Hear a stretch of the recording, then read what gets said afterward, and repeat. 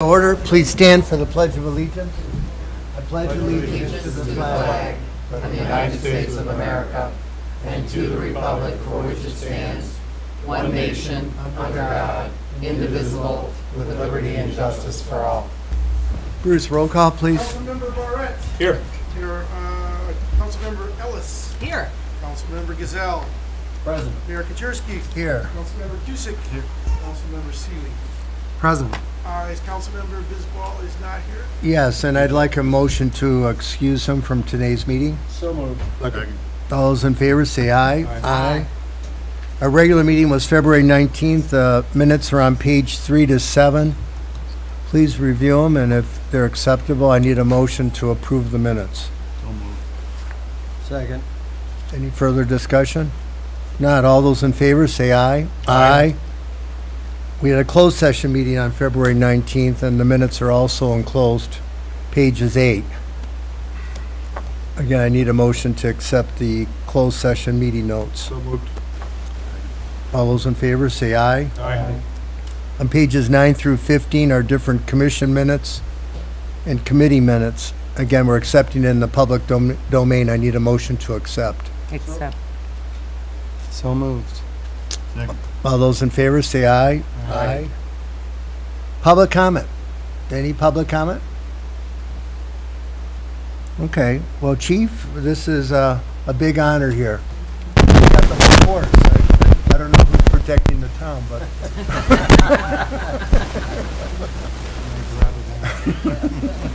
Two of the award recipients tonight, Mayor and Council, can't be here. PSO Spina and Boyai had prior meet. Actually, PSO Spina is out of town on training. But the first award I wanted to read is for Sergeant Ron Coast and PSO Spina and O'Brien. On August 9th, 2018 at 5 p.m., our department responded under mutual aid to a working house fire with an attached garage at 1111 Blairmore in Grosse Pointe Woods. Upon our arrival, Grosse Pointe Woods was making their hydrant connection and deploying their officers to the interior of the structure. Approximately 10 minutes into the fire, the hydrant main ruptured and Grosse Pointe Woods Engine 5 lost their supply of water to the firefighters inside the home. Recognizing the water main issue, Grosse Pointe Shores personnel, Sergeant Ron Coast, PSO Tony Spina, and Michael O'Brien deployed the pre-connected line from our engine to continue the fire operations while the Grosse Pointe Shores line was hand-stretched 200 feet to the nearest hydrant and fed water to Engine 5 so that interior fire operations could resume. The quick action by our officers prevented any injuries from the firefighters inside the dwelling and allowed operations to continue, which saved the structure from being total loss. For their efficient teamwork, it is my privilege to award these officers a unit commendation. Stay right here. Second is also a unit commendation. On 27 December 2018, a motorist traveling eastbound on Lockmore failed to stop for the stop sign, crossed 4 lanes of Lakeshore, and went over the curb into Lake St. Clair. Dispatch advised that OnStar was reporting a crash at that location and that the vehicle then entered the water. PSO Spina was first on scene, located the vehicle 30 yards out, entered the 35-degree water and attempted the rescue. Sergeant Ron Coast, PSO Zeph Boyai, and Tony Spina worked as an efficient team to rescue the man from the water, treat his wounds, and successfully transport him to St. John Hospital. It is my honor to award these officers a unit commendation.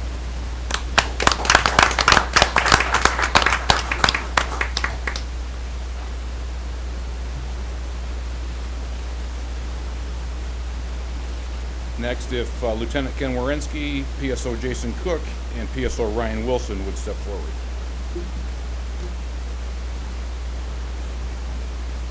On May 31st at 4 a.m., Lieutenant Ken Wierenski, PSOs Jason Cook, and Ryan Wilson were called to respond to 2145 Vernier Road, Grosse Pointe Woods on a working 4-alarm fire. As these officers arrived, the incident commander advised that the fire was free burning on the 2nd floor and he needed our crew to perform ventilation operations, fire suppression with a charged hose line, and conduct a secondary search for additional occupants. The Grosse Pointe Shores crew went to work, stretching a hand line to the 2nd floor, performing all 3 evolutions safely as a team.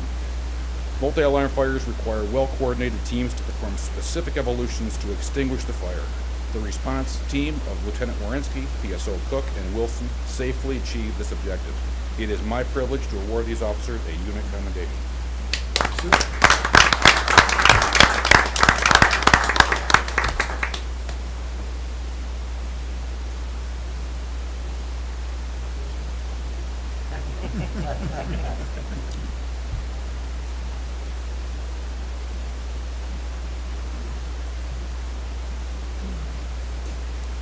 PSO Jason Renger. PSO Jason Renger is being awarded a department commendation this evening. On December 3rd, 2018, at 3:22 a.m., Grosse Pointe Farms dispatched over the radio that they were attempting to stop a vehicle that had struck one of their police vehicles and was attempting to flee, striking curbs eastbound on Maras. PSO Jason Rengert in Scout 4-8 proceeded to the area of 351 Lakeshore. He then deployed the department's spike strips across Maras and notified Grosse Pointe Farm Dispatch that the strips were out while taking cover behind a tree. The suspect vehicle struck the spikes, successfully deflating the tires, and then Officer Rengert quickly removed the stripes to prevent the other police vehicles from striking them. The suspect vehicle came to a stop, and the driver was apprehended without injury to the suspects or the officers. This officer's actions are mutual aid to our mutual aid partner in apprehending a dangerous individual without incident. It is my privilege to award the Public Safety Officer, Jason Rengert, a departmental commendation.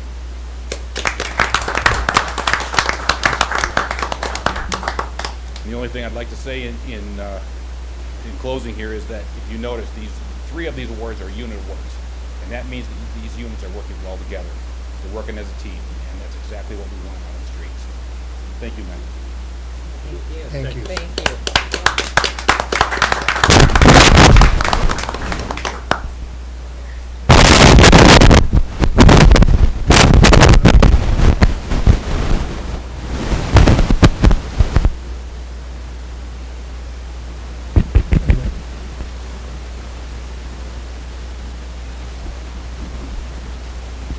Thank you, officers. We're very proud of what you've done.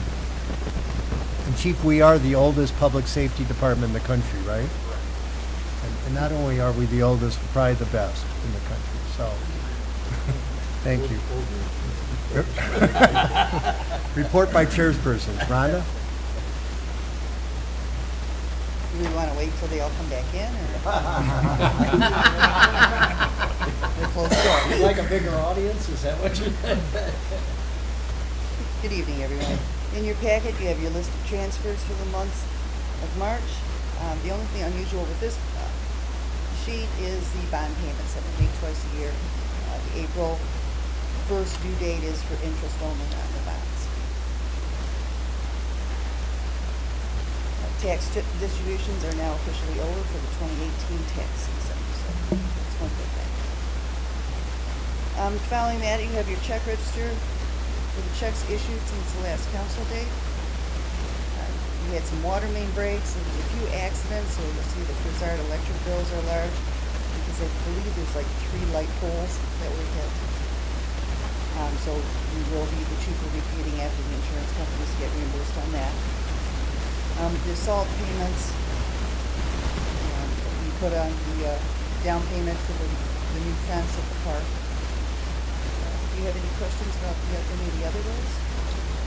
Hey, Rhonda, are these actually checks, big paper checks? Yes, they That are. you gotta write it out, Well, the computer prints it out, yes. and then we have to send it? Yes. There's none of these that we can, like, electronic that we can pay? That's like, I'm looking at 127 checks for 50 cents a piece, it's $67 every month. Versus the number of dollars that we would pay in the bank. For For the ACH transfer. transaction or something Yes. like that? Save no money there. Rhonda, with Hubble Roth, is that being assigned to the Deeplands project, the $10,000 check? For, it says, corrective act, Deeplands, the saw cut or something, is that? So there's deep land subdivision issue, the SAW grant, was part of that. And corrective Corrective act. action plan, I believe, Oh. for sewer. Okay. So it's just a number of items that make up that check. I try to put them in as. But some of that gets allocated to the Yes. developer, okay. Who's got bed bugs? The public safety department acquired an arrest that once the person was here, they were transported by the patrol car here, questioned here, then taken to the hospital. And then at a later time, the hospital notified us that the person had bed bugs. So we had to fumigate all the cars. Part of the building that the person was in. And we have no recourse in keeping any of that money? Okay. That's almost $5,000. And I see we had a Michigan Tax Tribunal refund, okay. Any other questions for Rhonda? Now I need a motion to accept this check register run. Any further questions or discussion? Not all those in favor say aye. Aye. Anybody opposed? Okay. Financial statements, Rhonda? Currently, I've been working on not only the next fiscal year's budget, but also part of that is to estimate the current year's budget numbers. And at this point, I feel that we're going to be fine with this year's budget, still working on next year's budget, but hopefully there'll be no surprises within between here and June 30th. So we are expecting a surplus? Small surplus, yes. Okay, which we typically allocate to the healthcare fund? Or, someplace Or- else, but yes. Okay. No good. And then, well, the next item, Bruce is in here for the Finance Committee. The Finance Committee is meeting, when is it, Mark? April 9th and 16th. Okay. And the first meeting is at 10, but the second meeting's at 7 o'clock at night, right? To make it more available to City Council. Okay. Chief, Public Safety?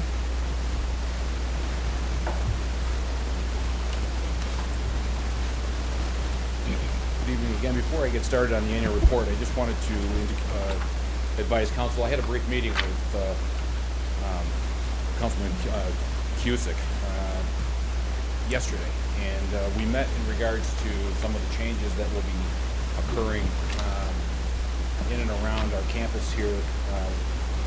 One is the new guard shack area with parking. Another is the hill. Parking on this side of the tennis, etc. So I guess I just want to run through a couple items that we had talked about. First, if activity is observed on the hill, we encourage all residents to report it to us. Yes, we make frequent passes through there, and they even walk the hill once in a while, but if they see something that doesn't look right, they need to report to us so we can investigate.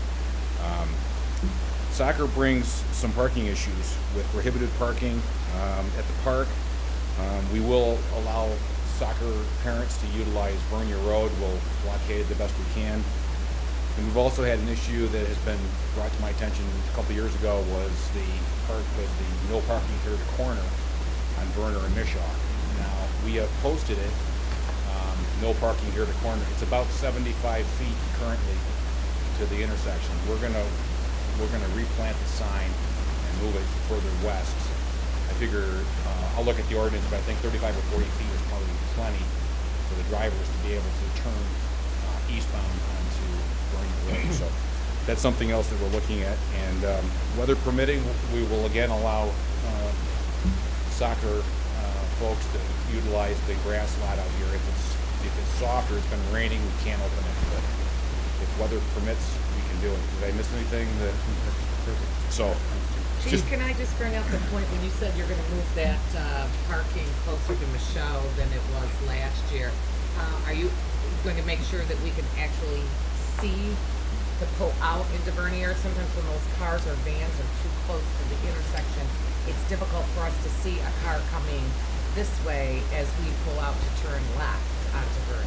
yeah, the positioning of the sign right now is currently on the wood Edison pole, and it's kind of behind a tree. The tree that's in front of it is, I think, dead. So we may have Brett evaluate the tree, and then go from there. But we think we can, if we move it, if we leave at least like 35 or 40 feet, we think that'll be plenty. And then, obviously, we're gonna have to enforce it on those days when we provide that parking. There is no parking on Bernier, west of the DPW lot, but we have to give it on the weekends or on the soccer days.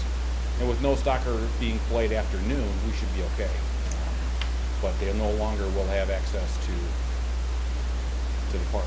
So, the other thing about parking is that I don't, on court day, on a busy court day, I don't think we're gonna be able to get away from allowing those cars to park in the park. There's just nowhere to put them.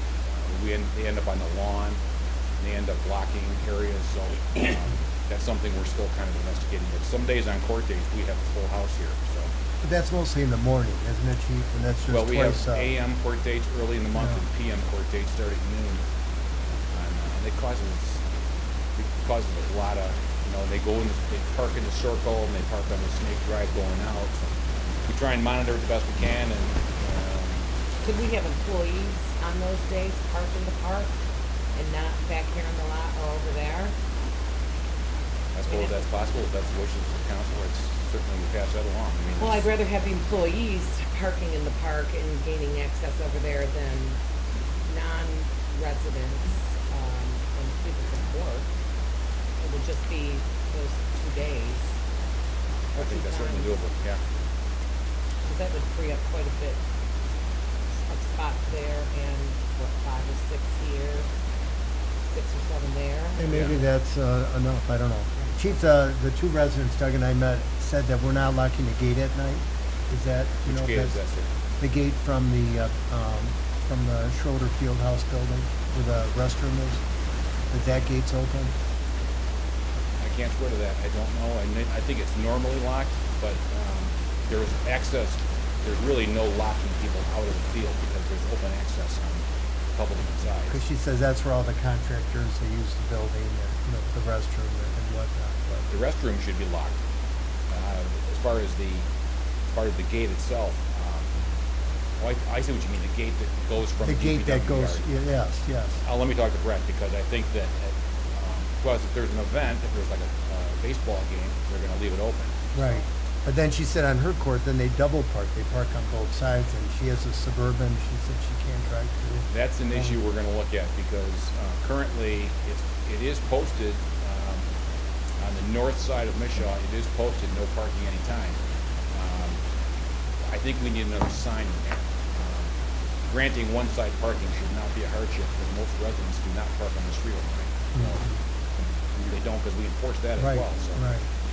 but that's something that Brett and I are going to look at. Okay, thanks, Chief. One other thing I wanted to mention too is that we attempted enforcement on an ordinance violation where a resident, his trash day was Monday, he put his trash out on Saturday in the morning, and my officers attempted to enforce it. He called the station and said that he had a flooded basement, and so I guess what I want to pass along is that if there's a hardship, you have to get these items out of your basement, just call us, and we won't bother. We wanted to give them, because they're already, up against it at that point. Sure. If they call us, we will bypass the enforcement. Well, the annual report for 2018 is a summary of any activities. Please stop me and I'll be as brief as possible. As you have seen in the report, perhaps Part 1, crimes the most serious, we're down 5, from 15 to 10. This is incredibly low numbers for a community such as this. Part 2, crimes, those are less serious, increased from 119 to 124.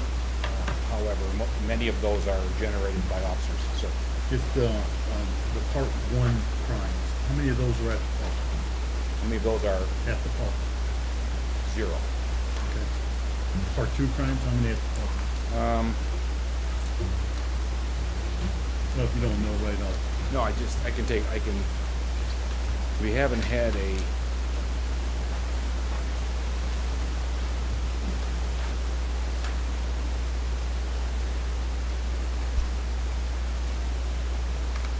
I don't think any. Possibly a public order crime if we had a an intoxicated resident or we had alcohol at the park, but I don't think we've had a larceny at the park this year. Most of these larcenies would be, and there's very few. Was it 3 years ago, we had a purse stolen? Set. On one of the cars on the front seat? Yes, That's what this one. that was told in me. 16, I believe. Okay. So to answer your question, I think that's, Okay, and one more question real quick about Yes. that. I read in the paper and everything about, stopping somebody out here and finding out they have no insurance. Is that in here somewhere? they, Included in one of these things, like, that would be included in our 5-year violation total. I'm not sure if it was broken out in a specific, I think there might be a separate section on, I didn't see it. I looked through if here. not, and- I can get you that number. But Just a there's- curiosity, I don't know if. That's a significant number, I know it is. yeah. But is it considered a part 2 crime? Would it be? Yeah, it's a fraud. Okay. Yeah, it's considered, well, the felony is a fraud.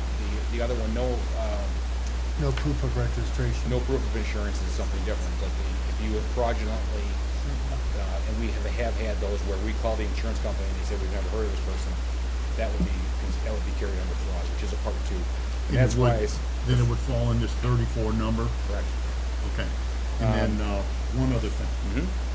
The OWI and liquor laws, are those 9 included in that 51? Or are those 9 separate? No, the liquor laws may be, for example, if we have open intoxicants in a car, or if we have a minor in possession, something like that would be considered a Or underage party. Okay.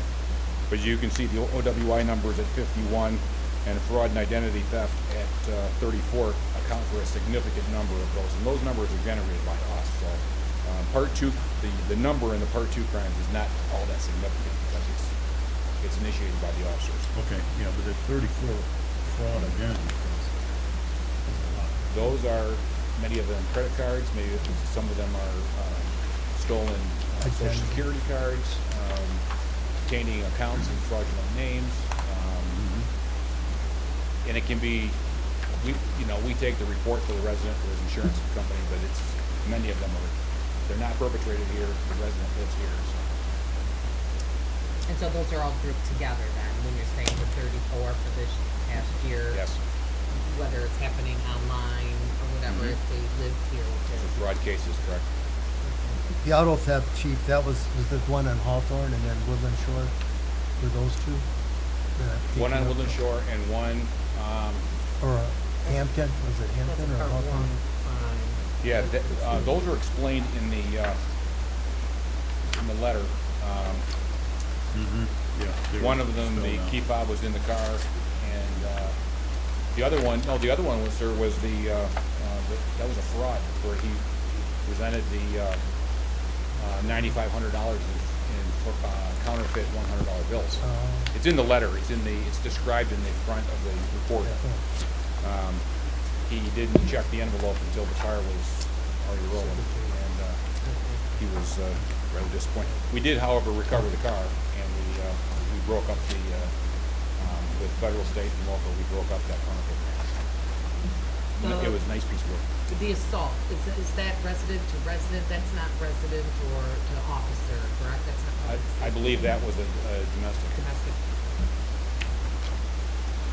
Well, I think, looking at these numbers, you should be very proud of your department and what Absolutely. I mean, we these have numbers. here. And in Very comparison to our surrounding, we don't have any businesses in this community, but in comparison to the other communities near us, these numbers are historically low, and they remain low, so. Absolutely, for all the bad, because we don't have businesses and tax collection and different income, we have the good where we don't have the crime. Yeah, like I've said in previous years, there isn't a chief in Michigan who would love to give this report. Chief, I'm surprised that our EMS runs are down, like for 51, from 141 to 90. I mean, Where are you? That's, on On page, page 23? I was gonna get to that. I'm sorry. No, that's okay. And I'll explain while you were here, is those runs are down because we're no longer doing the back-to-back runs with Grosse Pointe Woods and Grosse Pointe Farms. Oh, that was mutual aid included. They have their contracted services now, so they They take their own, for example, if there's a run in Grosse Pointe Woods, and then there's another medic run in Grosse Pointe Woods, that used to be ours, and we would bill for it. Now it goes back to MedStar. They provided another ambulance to take that run.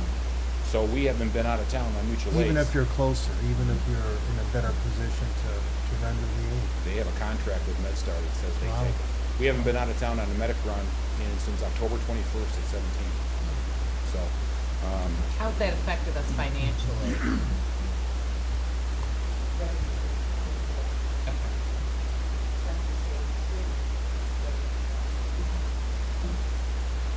of all the criminal activity reported to us or found on patrol, our clearance rate with arrests is 33% higher than our average, or than the average of the state of Michigan. Grosse Pointe Shores had 35 motor vehicle accidents. That was down from 44 in 2017.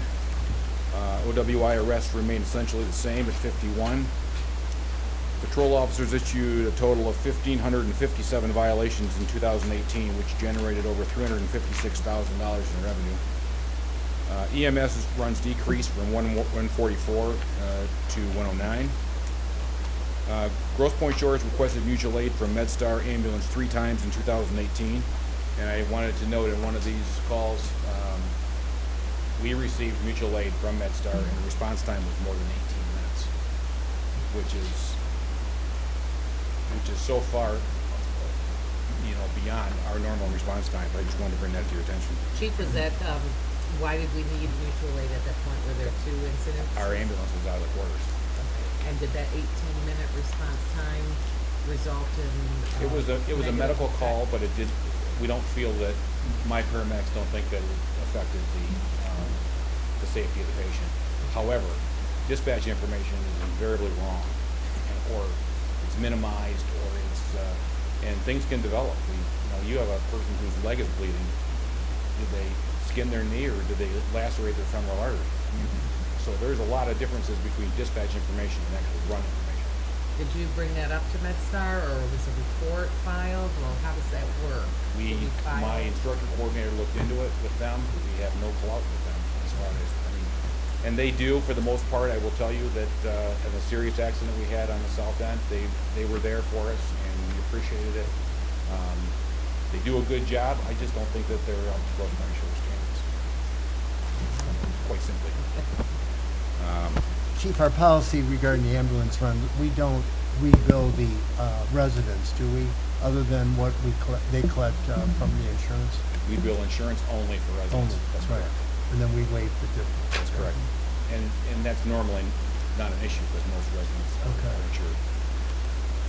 The command and patrol officers participated in 1,776 hours of in-service and academy-level training in police, fire, and EMS-related fields. Cost recovery, again, was a frequently used ordinance in the following areas of infrastructure, recovered officer salary, OWI, administrative towing fees, grants, and gifts, along with forfeiture. We recovered over $78,000 in 2018. And I want to give a special thank you to many residents who stepped forward and gave us very generous gifts.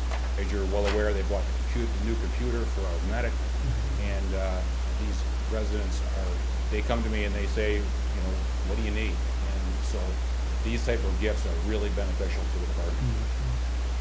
On behalf of all of our officers, we remain extremely grateful for the council's continued support to training and equipment. This commitment gives our officers the equipment to perform the job and to keep them safe day and night. That's all I have. If you have any questions, I would. See page 34, the false alarms. This seems like a high number, but, are those just like, somebody called something in, you went there and it turned out, I don't know, how do you classify that? These are fire alarms in red. What those are most times are contractors who they're either cutting stone or they're cutting wood, and it gets up into the system, and it's on a hard line, on a hard wire system, and it reports smoke in the upstairs bedroom. It's automatic. We respond. We normally see the contractor there. I would say 80% of those are contractor related. You don't have no knuckleheads just calling in and saying, Oh, hey, no. fire over No. No, we would take care of that, sure. And then, my only other comment was back there where you were talking about the, age of things. And, you've got, looking at that, almost all new equipment. And, You looking that at fire service trucks? life stuff, though. No, that's good, no, that's great. I said, are you But- looking at the fire truck over there? No. No, but just the current far age as- of that stuff. We're looking at the police car on page 17. But- Exactly. The jaws of life are relatively new. The thermal camera is 3 years old. Our cardiac monitor is new. And these are the commitments that, and some of these are through gifts, but these are the commitments that I'm speaking of. Yeah. Which allow us to do our job very efficiently. The only thing that throws me off on this is some of the service life, though, like when you talk about that cardiac monitor, a 3-year-old cardiac monitor, that technology could be, the damn thing could last 20 years, Well, but the la- technology is the last one- outdated in 3 or 4. Well, this one's pretty advanced. The last one we used for 18 years, and that's a really good question because we had it upgraded. We had the computer upgraded on it at about 10 years. So, Okay. and that's the nature of it. This I know. technology moves so quickly. Right. That's the reason that we are replacing a couple a year of our police radios because they're not supported anymore. The parts aren't there, and it's old technology. Sure. Okay, good. Good report. Chief, it's an outstanding report. So I want to congratulate the department and your fine services as the director. Well, thank you, Mayor. I appreciate that. The one thing I wanted to sum up with is that my name is on this document. However, Sergeant Coast, Lieutenant Wierenski, Lieutenant Rohr, and Lieutenant Nicholson, all as well as our clerks, all provided formatting, compiling the data. So I have a big thank you to them for help for assisting. It's a team effort. It truly is. Well, thank you, Chief. Great job.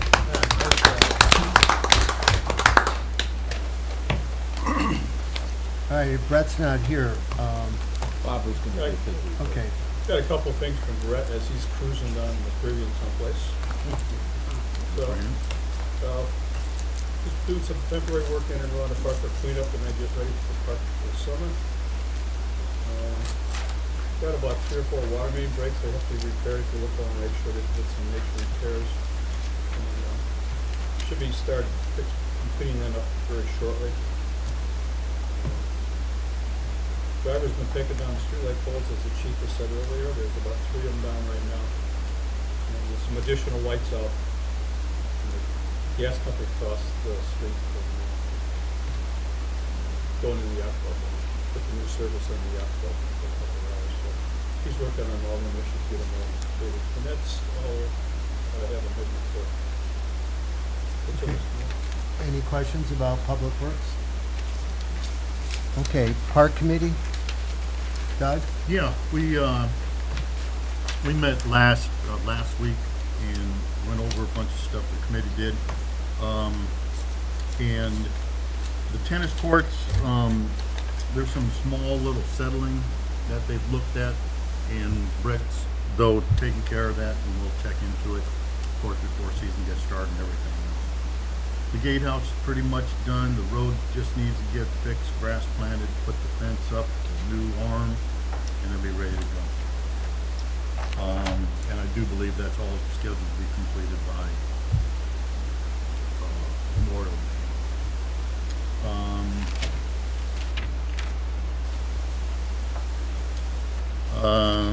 Matt explained to us the master plan and the vision for the master plan and everything, and the committee is all, set to move on that, keep it updated and looked over a couple times a year at least.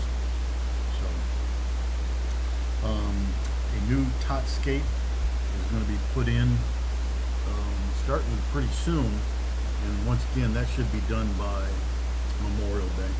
I don't know exact start date on it, but, it'll be pretty soon, once everything settles with the weather and stuff like that. Also putting, new awnings at the pool, is that correct? Yes. Yeah, I don't know which awnings they were talking about. The ones that go by where people can go under, that's there, or not get hit by the sun, that we couldn't replace them. We usually send them out for service each year, but about every 5 to 8 years we end up replacing it. Okay. This was a replacement year. Okay, and let's see,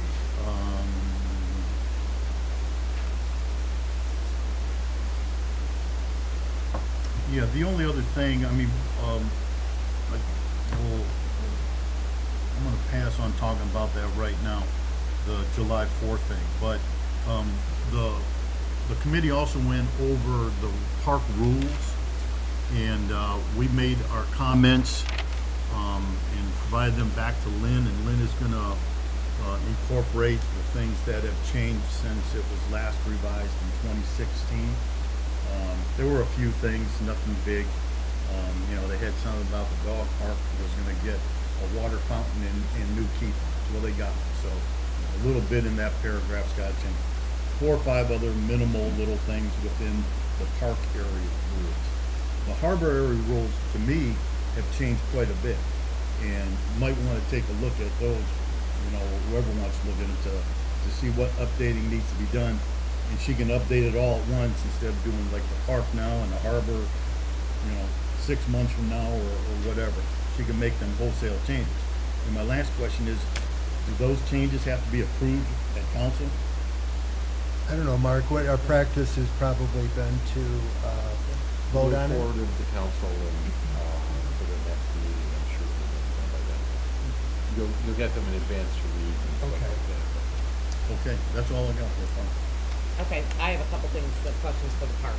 It would be that time of the year. Number one, Wi-Fi. Where is it? Why now am I talking about this 2 years later? That there is still not Wi-Fi in the park? Why is it? Because it's money. Well, we Price seem to from find the- money for everything else. Why have we been putting this off for the last, this is 2 years now that we've been talking about putting Wi-Fi in the park. And you were told we will have Wi-Fi this season. No, I was told last year we were gonna have Not Wi-Fi. by me. But you will have it this season. When We have this a season? reasonable price from someone. The yacht club issue was way too expensive. I'm not gonna pay for that. We have an alternate price that will be done before the park opens on Memorial Day. Food. I know that there was some talk, I mean, although we have a concession stand, what was the reason back in the day that the yacht club, we were gonna do takeout from the yacht club and do food? What was the reason that we didn't end up doing that? There was discussion, the yacht club didn't want to do it. Okay, There may be some further discussion either meeting within next week. okay. Okay, but there was nothing, okay, so it wasn't any specific yeah. reason being No. that that's something that maybe we could look open again. Also kudos to Tommy upstairs. I've had a couple non-residents inquire about boat wells, and I put them in touch with him, and he's been very, good and hospitable in getting these wells filled by good quality candidates, so for that, okay. Thanks, Tina. I want to thank Doug for, we met with 2 residents last Thursday night from 9 o'clock to 10 o'clock to hear a number of really complaints about the park and usage of the park. And a big part had to do with the parking at the park. And the soccer situation in Little League came up. And Doug was successful in getting the roster from the 2 programs that are using it. That's the East Side Football Club. And so we looked at on the one roster, there's 337 participants. 17 are from Grosse Pointe Shores, so that's 5%. The other roster is 699 participants, and 27 or 4% are for Grosse Pointe Park. Now, the majority are from other Grosse Pointes. The vast majority are from the other Grosse Pointes. But there's, kids from Windsor, Ontario, from Melvindale, from Oxford, there's Dearborn Heights. So it's throughout the area. And so what we did is, again, like we had last year, Mark wrote a letter, and we basically told them they want unrestricted field use between 9 o'clock and 9 in the morning, I think, and 9 o'clock at night, for every day. And we said, no, they can't play after 12 noon on Saturdays and Sundays during the summer. So we're trying to restrict it. We're trying to be accommodating to the East Side Football Club, but it's creating pressure on the residents that live nearby. And people are saying they're double parked. If you have a big car, one resident said that she can't drive through. She's got to fold her mirrors in and then pray that she doesn't sideswipe someone. And so we're very sensitive of it. And Doug, I thank you for attending that meeting, because, you know, this is what people are suffering, you know, for use of that field. And We're- how much, I'm sorry to interrupt, how much do they pay us every year to? Well, they don't pay us anything, and we cut the grass and we clear I think we clean the garbage and that. And one of the residents said that there's garbage overflowing. I asked Mark about that today, and he says that DPW has never really had more than a full bin at any one point in time, and there's how many barrels? 6 barrels? So they pay for the, not landscaping, but I think they pay for the fertilization. But again, we're trying to be accommodating, but we're the only park that they use which is contiguous to the city park and contiguous to the city marina. So we're trying to, again, reduce the chances that there's going to be, issues at the park. And so, I mean, we're going to find out this year with the new gatehouse, the new entranceway, really, you know, whether or not we truly have a parking problem. I think this summer it'll be telling. So, well, Hey, Tim, there's only one park that charges them, and it's the park one, and it's only for one field. I think there's 3 fields out at Ross and Matt, Okay. and there's only one of those fields they charge them for, and I think it's $100. Okay, So it's like a, okay. a So token other kind of thing. communities, other Grosse Points are allowing them to play there, even Oh, though yeah. they call ours like the Well- best field, the premier park, the field. this is the Super Bowl. This is Ford Field, they call it. And so this is their best park. They never And this is told where me the that. tournaments are, you know. Someone told me, one of the past presidents, said that's our most coveted park. So they host tournaments there. I mean, and again, it's high-level playing. Never was much of a soccer play, but you watch them, they're very, very high-level playing ability. So, but thanks, Doug, for meeting with me and the residents. And while they're having these soccer games and tournaments, are police officers patrolling, walking? I mean, do they go and walk through that area to make sure that there's nothing funny going on?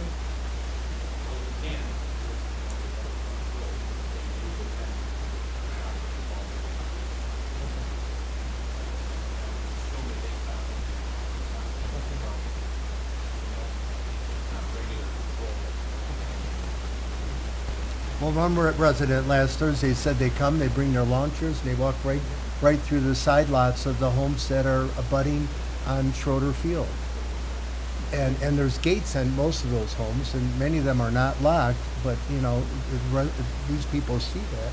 They seize the opportunity, and then they use the gate that's open. They said, we don't lock it. You know, again, this is what we heard. Okay. I know. Thanks, Chief.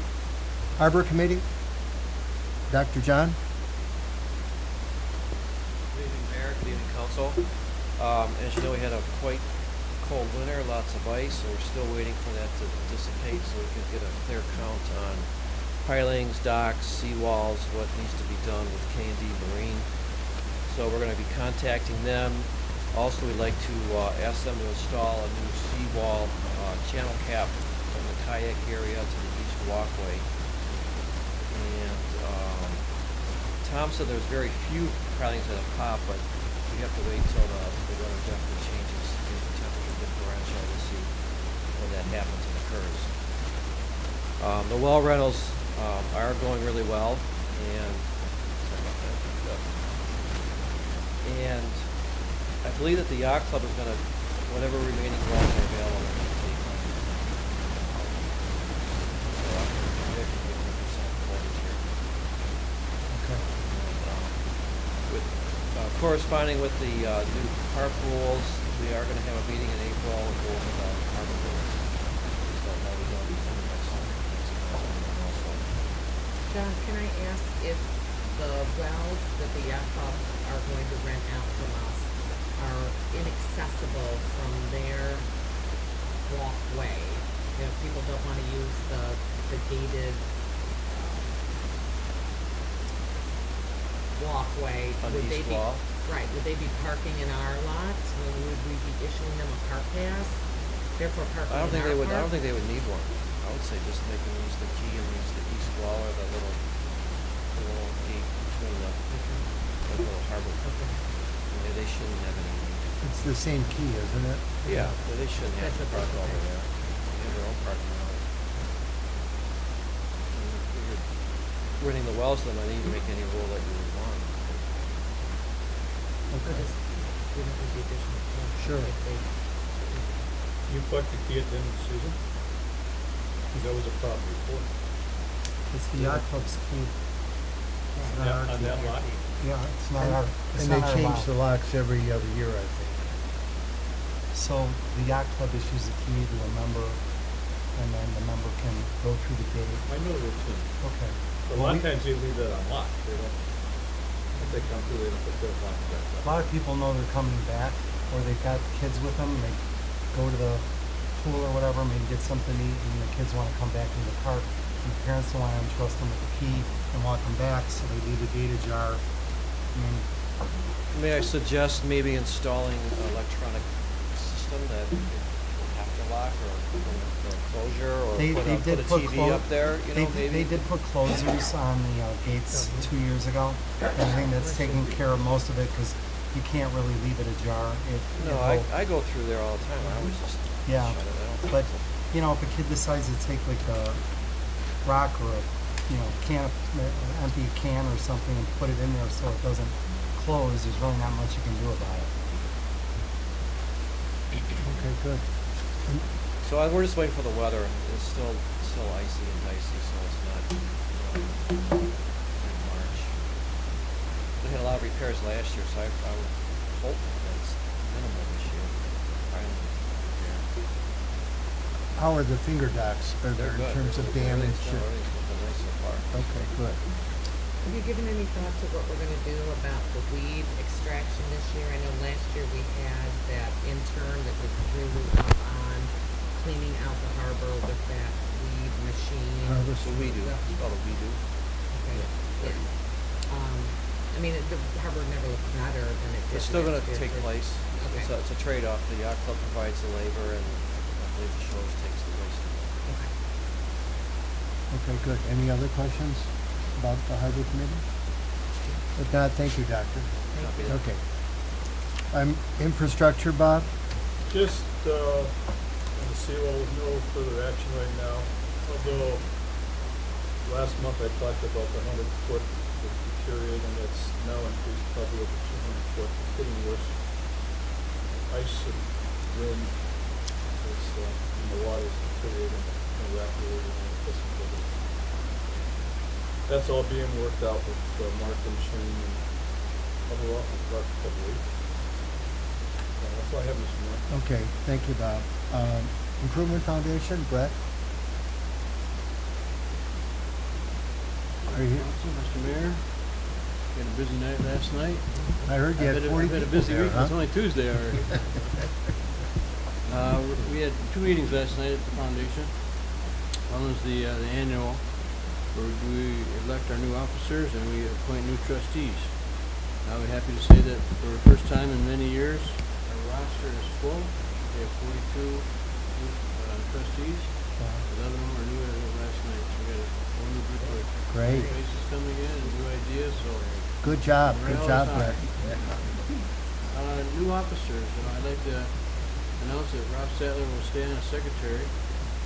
Treasurer, Marty Ellis is resigning, of course, thanks for sharing Marty. And Carl Tech will take his place.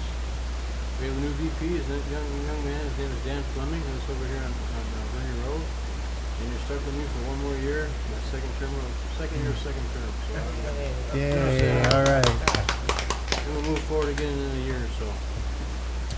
So, the foundation is continuing to look forward to cooperation with the village, of course. And at our trustees meeting, we had 3 good topics I'd like to bring to your attention. The first and the biggest one is the new tot lot that we're working on. There's a picture over there on the whiteboard. I have some numbers here if anyone would like to see them. The foundation is unanimous in moving forward with this project, and I'm looking to get the blessings of the council and perhaps a motion to at least investigate and move forward with this. So, grand total is $62,470, $63,000, I'm sorry. And we are fully gonna fund that ourselves, we're not gonna have to go for any money whatsoever. Including the excavation, the installation, the wood chips, the fence around it, all cleanup work. I met with DPW Director Brett Smith. He told me there's a 440 line running right through the middle of it, so I'm glad I got a hold of him. And, yeah, it's a hot one. That'll get your hair standing up. Yeah, whoever's digging that hole is gonna be sweating. I also met with the Parks Committee. Went over the whole plan with them last week. They gave us their nod of approval to move forward. So, that's pretty much it for that project. Secondary was I took a walk with Helen By last week down at the boardwalk. And of course, with Matt City's help, we got a new shield put on it and the rock put in by the city. So we're gonna come in and donate $5,000 to the city to help restore the garden. Oh, wow. So, Helen, can you do that ever see fit? Good. And we'll take care of that also. Thank you. Thank you. Thank you, Helen. We Thank you, also Brett. awarded a contract to Landscape America to continue maintaining the beds along the Lane County Lakeshore Islands. So we awarded that last night too. So we spent some money last night. And the prior year, you spent everybody's in a good mood about it, too. $135,000, so. What do I need to do next as far as council and management's concerned about Tot Lot? Well, I invite a motion, I think, subject to the, whatever the city rules or specifications are. Sure. I invite a motion to accept this, and we'll I'd vote like to on it. move that we approve the proposed tot lot and allow the foundation to move forward with a gift to the city. Any further discussion? If not, all those in favor, say aye. Aye. Anybody opposed? Okay. Well, thank you, Brett. Timeline, it will be done by Memorial Day weekend. As soon as I talk with Mark tomorrow, we're picking out colors. They have to actually make the features and dye the colors. So this is gonna be a 6-day. I'll work out the details with Mark. It'll be Yeah. super. So if any more questions or any questions at all, I'd be more than happy to answer them. Was there an awning planned on that thing, or? The one feature has some type of an awning to it, but there's talk of a big sail type atmosphere. We're not gonna be doing that simply because of the shade trees involved. Oh. So there's plenty of shade there, I'm sure. Well, Brett, I saw the financials yesterday, and I just want to thank you. Last year, you spent, on behalf of the city, $135,000. $100,000 for the pool, $14,000 for the new cement entranceway to the, or I mean, $100,000 for the tennis courts, $14,000 for the pool entrance, the concrete work, $10,000 for landscaping, $7,000 for planting trees. I mean, I just got to thank you for that. So, That's what we're here for, to help beautify the village. So we'll continue on our mission, and that is my report. very good report. Thank you, Brett. Legal report? Okay, thanks, Mr. Mayor. Since the date of the city council meeting held on February 19th, our firm as city attorney has been engaged in the following activities on behalf of the city. Under general municipal matters, we finalized the proposed ordinance that's in your packet of materials tonight, amending the city's fireworks ordinance to comport with the new December 2018 Michigan fireworks law enactment. If you have any questions on that, I'll be happy to answer them now or when we deliberate on the proposed ordinance. We also conferred with the city regarding required seawall improvements, and we reviewed a materials packet that was forwarded from a potential seawall construction contractor who apparently had read about the seawall issue in the Grosse Pointe News or maybe in the Times, and expressed interest in bidding on any potential future work. We also prepared a response to an additional FOIA request for city waste hauling and recycling contract documents. Last month, we had received one from the new Rizzo, Green for Life, I think it's called. And now there's apparently another outfit that wants those records as well. They're probably looking into bidding on recycling. We conferred with the city regarding a social media-related inquiry by the news media. We also conducted a review of the city's monthly pension reports and recent Michigan pension case law, the case concerning offsetting of payable workers' compensation benefits with contributions that a city or other municipality may have made to a pension plan. We conferred with the city regarding Open Meeting Act compliance matters. We provided the city with an analysis of a new Michigan statute concerning the funding of defined benefit plans under the MERS system. We also reviewed a piece of Wayne County Treasurer correspondence received not by the city from the treasurer, but issued from another municipality regarding tax-reverted property sale proceeds. We conferred with the city on that as well. And then finally, on the boundary dispute litigation between the two residents of adjoining residents of 866 and 870 Lakeshore Road, that matter's been, the city was named in that as a party. That matter has been settled. We looked at the settlement agreement. Settlement was at no cost to the city. The city's going to receive a sum of money from the litigants to move a light post and a fire hydrant that were in the area of the disputed boundary line. That's my report. Okay, thank you, Brian. Any questions of Brian? If not, thanks, Brian. Mark? We just mailed to all homeowners in the city, all homes in the city, a whole packet of information. Annual Easter egg hunt, April 13th, from 10 to 11:30. Got to register in advance. The Park Pass application, the Easter and Arbor Day Fun Run flyers, poster contest flyer, the Shred Day and Household Hazardous Waste Day flyers, sign-up flyer for the email newsletter, because under consideration is we're considering not printing the calendar later this year, and email water bill requests as well as the Nixle program that you sign up for. I attended a program Representative Lawrence had way on the west side of Detroit, and we'll be working with the farms requesting an appropriation on behalf of Wayne County. I don't think, we thank our friends in the media, by the way, for the editorial in the Rose Point News and the article about Wayne County clearly has responsibility for the ball and things like that. And we had a meeting with them, Bob Barrett and Councilman Seeley Open. We're still waiting for the second meeting with them. But anyway, I have a meeting with the farms and HRC. I think it's in the next week to talk about the instant repairs that we need. I'm going to review those with you too and see what their prices. The mayor and you'll probably talk to the mayor manager's meeting and update on the peg fees. And we will be receiving a report from the War Memorial sometime after April 15th because they're doing their audit or something like that too. Rhonda's doing great work reviewing the budget for the current year, which he mentioned, as well as proposed for next year.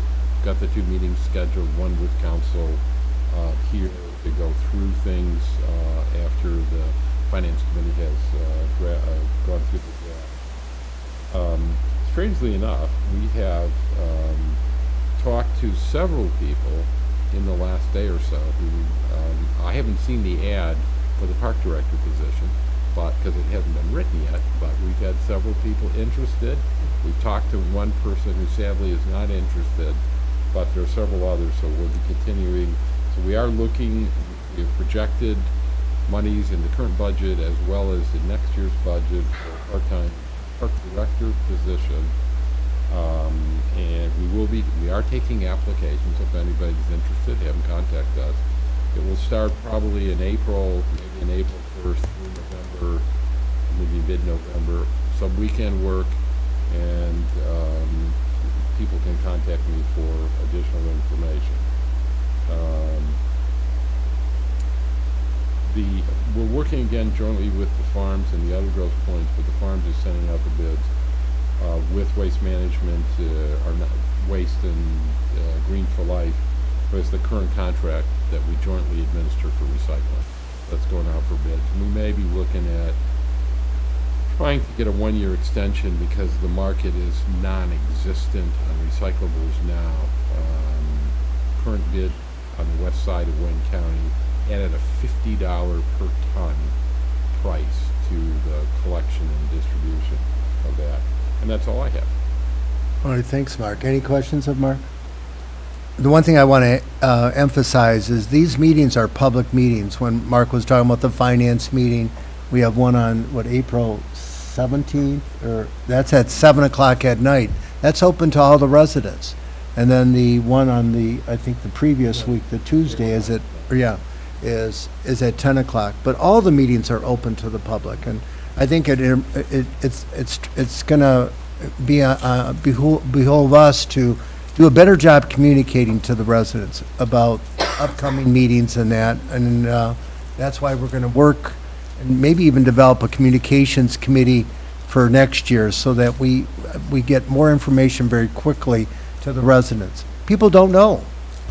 The town hall we marked it on the village sign, but somebody says, well, I don't go that way, or, and I guess our Channel 12 indicates that we have, public meetings or whatever, but I think the bottom line is we have to do a better job of communicating, and we are going to do that. So, and we are looking for veterans to come forward. A couple of my neighbors have indicated that they're veterans. We're going to have our own veteran celebration later this year on Veterans Day. So we want to recognize all the people who have served our great country. Old business, new business is the fireworks ordinance, which is amending a current ordinance that we have to make it, the bottom line is it shall be lawful for any person to give, trade, sell, or transfer any explosive fireworks. I think the language is more clear than what we had before. Brian, would you like to add to that? Sure. The new fireworks law that is now embodied in this proposed ordinance says that it's unlawful to use consumer fireworks within the city limits with the exception of certain specified times. Consumer fireworks are just about any sort of firecracker, Roman candle, or anything else you can think of. There's an exception for low-impact fireworks. Low-impact fireworks, according to the statute and hence the ordinance, means ground and handheld sparkling devices, so sparklers basically. They're excluded, but the new provisions say that no fireworks can be shot off in the city limits except during essentially New Year's after 11 a.m. on December 31st until 1 a.m. on January 1. After 11 a.m. on the Saturday and Sunday immediately preceding Memorial Day until 11:45 p.m. on each of those days. After 11 a.m. from June 29th through July 4th until 11:45 p.m. on each of those days, so 4th of July. After 11 and 5th of July as well until 11:45, and then Labor Day weekend, same thing, after 11 on the Saturday and Sunday immediately preceding Labor Day until 11:45 on each of those days. So it significantly contracts the number of days that anybody in Michigan can ignite fireworks, and again creates this low impact fireworks exception. And the interesting part about it is that the amendment also says that a person who violates a provision of this section is responsible for a municipal civil infraction, civil fine of up to $1,000 for each violation, and $500 of the fine collected under the ordinance is to be remitted to the Grosse Pointe Shores Police Department or other law enforcement agency enforcing the ordinance. So, Okay. it's in a nutshell. Well, good. It's in the best interest for our health, safety, and general welfare of the public to adopt it. I need a motion to adopt this amendment to our code of ordinances regarding fireworks. So moved. Second. Any further discussion? If not, all those in favor say aye. Aye. Okay, public comment? We have any public comment?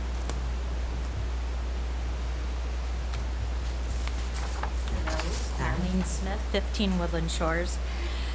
The Gatehouse, I just want to say thank you to everyone. Thank you to the donor of the monies, the mayor, the council, the park committee, Mark, and Matt Seeley for overseeing the construction. The residents, are so pleased. It looks fabulous, along with the tennis courts. The next thing I wanted to bring up is I'm hoping the council is not considering any new taxes. The huge school millage tax that was passed last year was very disappointing. I just want everyone to be aware that the school superintendent and the school board are talking about which schools to close. Thank you. All right, thank you. Any more public comment? Tom?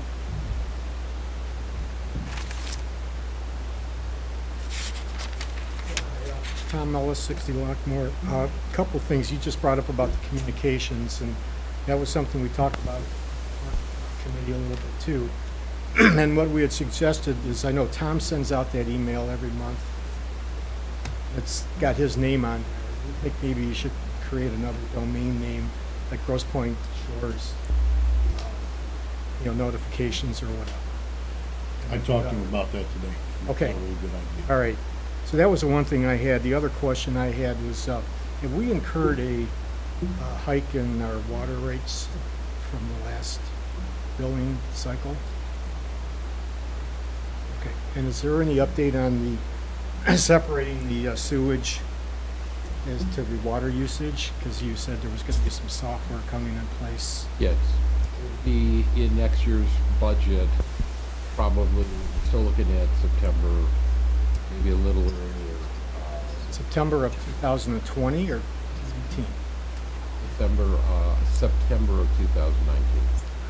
And the plan update, that's the schedule.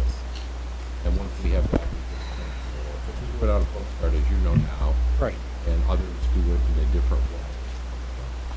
So are we going to be able to really see the difference? Yeah. I mean, is it being extrapolated right now, the water usage to the sewage, or is it a rough guess, or is it really gauged? Now, there's not enough detail because of the postcard printing and the current software that we use. By the way, the entire package of software is roughly $40,000 range. The water billing software is $2,995. So once we have that, but it takes time to implement the entire system. Will be on all BSNA software at that point, and we'll be able to provide more detail. Since I'm meeting with your brother coming up next week, if you want to join us, you're welcome to. I'm happy to explain the details. But we're at the mercy of the Great Lakes Water Fund, who promised 5% increases, and they've never been close to 5%. It's always been more that are passed on to us. And then it used to be the Northeast Relief System plus Wayne County for the sewer side, and then through them to the Detroit Sewage Treatment Plant. And now there's a new player in the Southeast Fund Manager. It took over the Milk River Pump Station from the county, all of which have their own fees and markups, which ends up being about, Rhonda, isn't it over 66%, 60%, something like that, of the entire bill is on the sewer side, somewhere close to that. But we'll be able to print the details and the unit prices. I mean, Tom, right now, we just have one line item, but Mark and I met yesterday for breakfast, and I showed him a bill from another community, and there was 4 lines, one for water, one for sewage, one for the meter, and I forgot the 4th item, but we want to do a better job breaking that out. But, and again, I think in the past, we've had the settlement with the Grosse Pointe Yacht Club, which I think impacted that fund.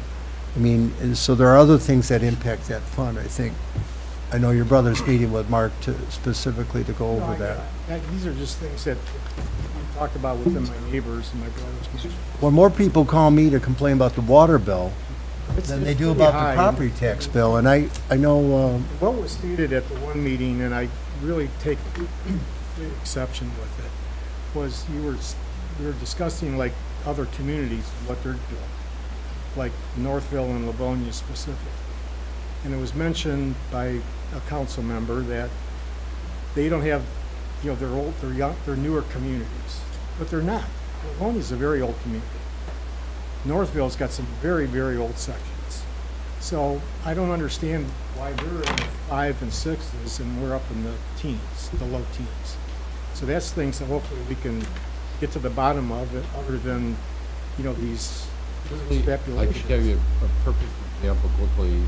Livonia, with their business community and the big plants that are there, and they used to be racetrack, et cetera, they ended up, their commercial customers subsidized the residential. Very simply. And to some extent, true with Northville.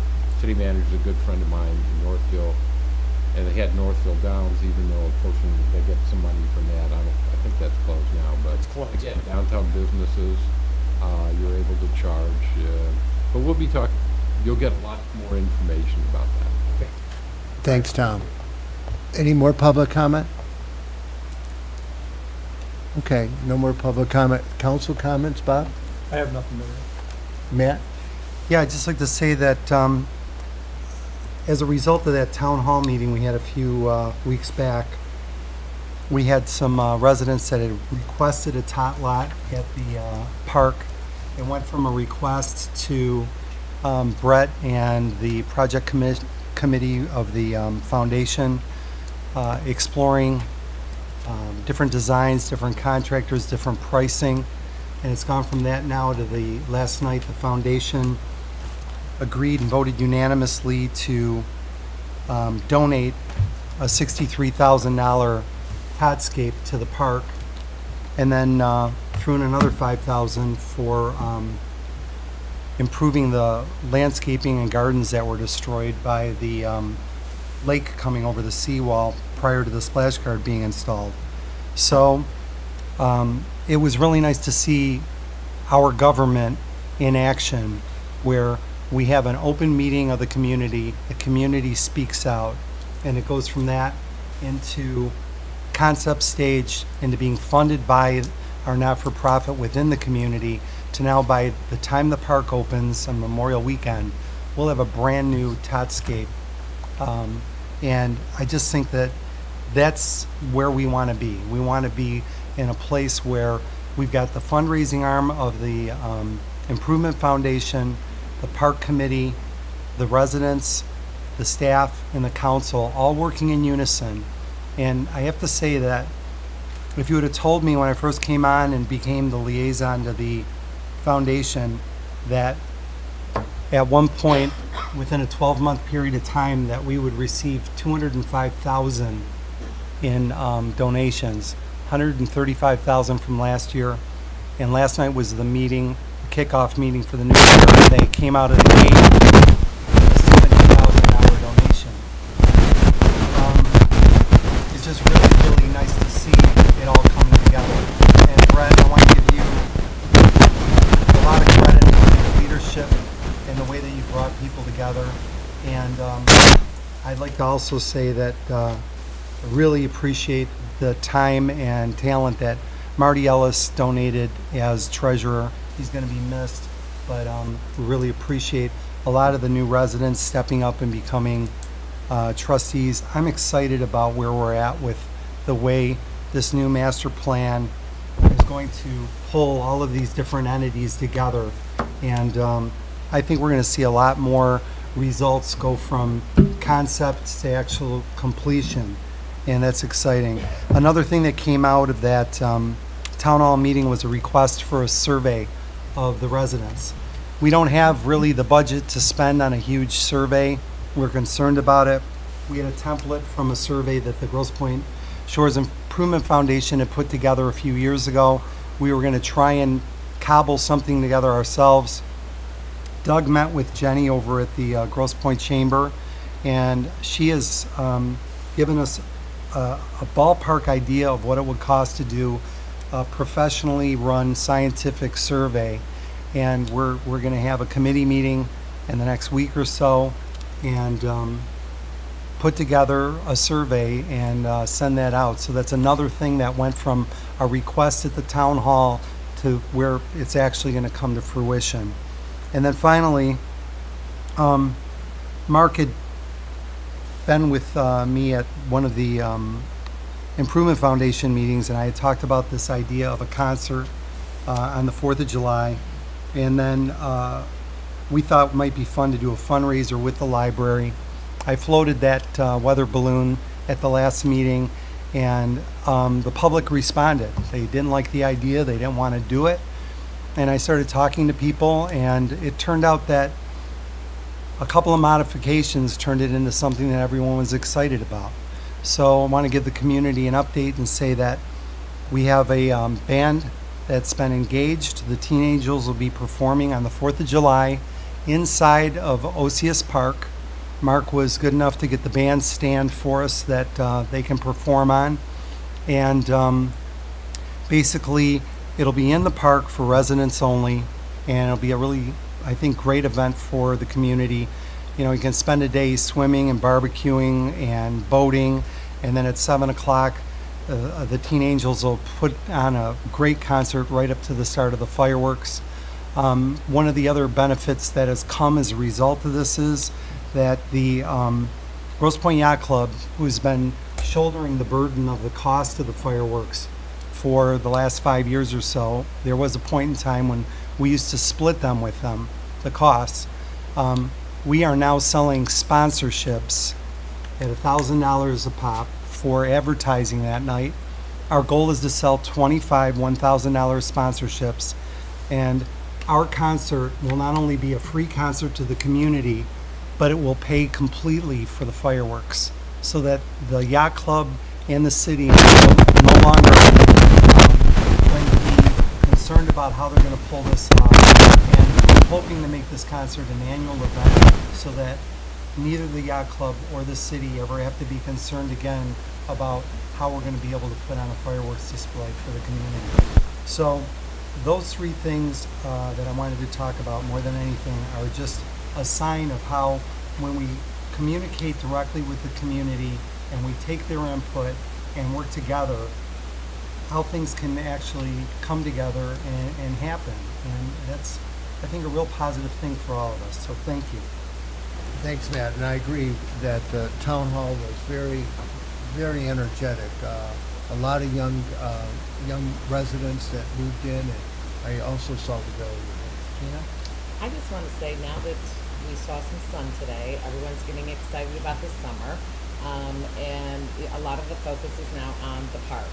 And to get out and love and enjoy the park this year, we have so much there with the new tennis courts, with the Totscape, all thanks to the Grosse Pointe Improvement Foundation. Again, we couldn't be more thankful for the work, Brett, that you and your foundation and the love that you have for everything is very much appreciative. And to just to hear all the excitement that we're having right now, we need to keep this excitement going.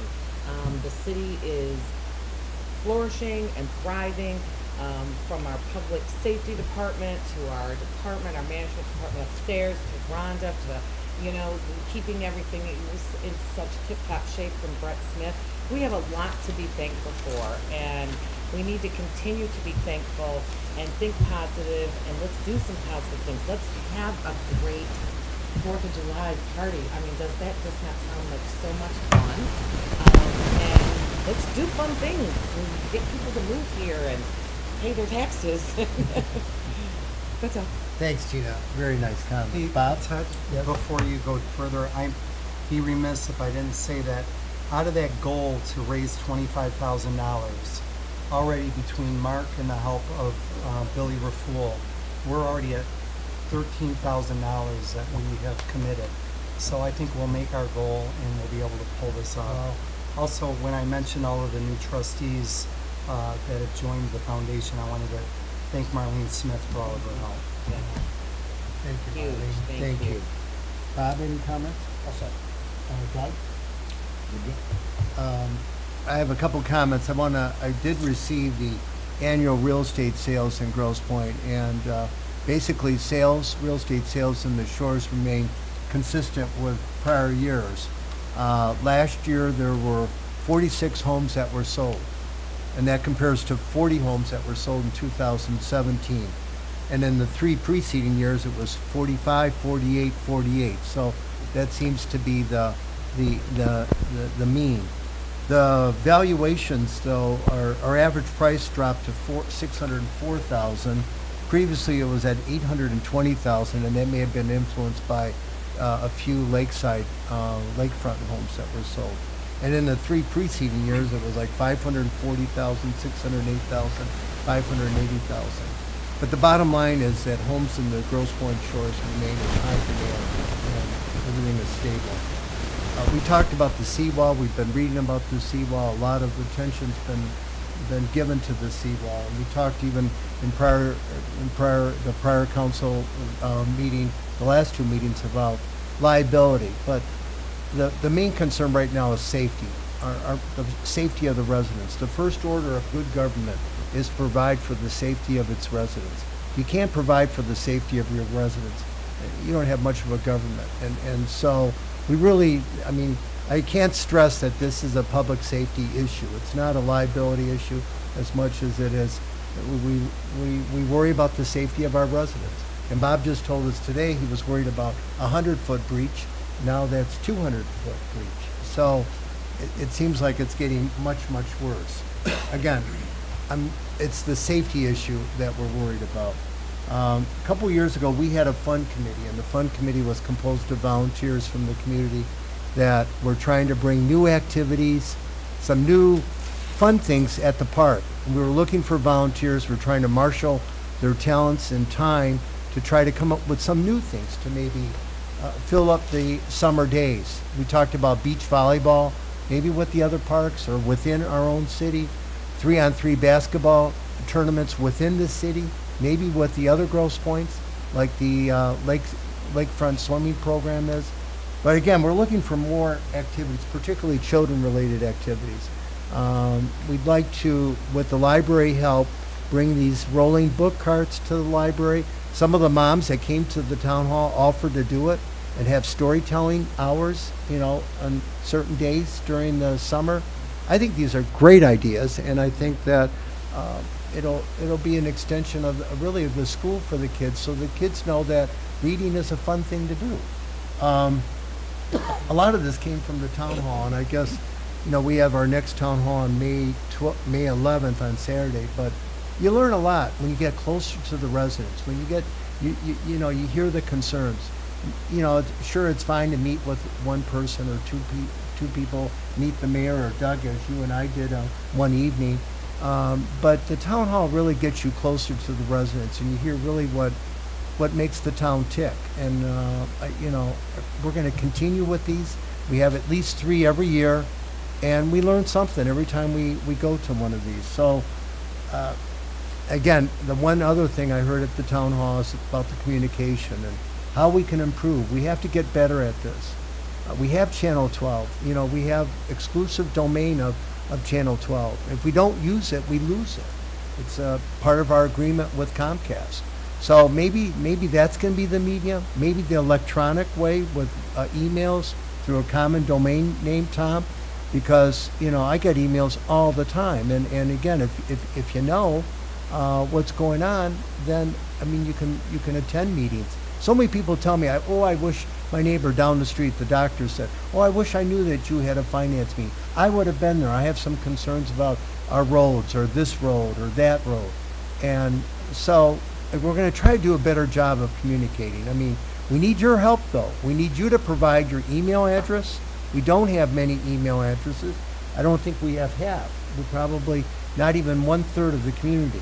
And again, if you have any time or talent to devote, maybe you can help with the communications to the residents. Well, at this point, we have a motion. I need a motion to adjourn. Our next council meeting is the day after tax season, April 16th. So your tax return will be safely e-filed, and you can come to the meeting not knowing that your money's well spent. You need a motion to adjourn.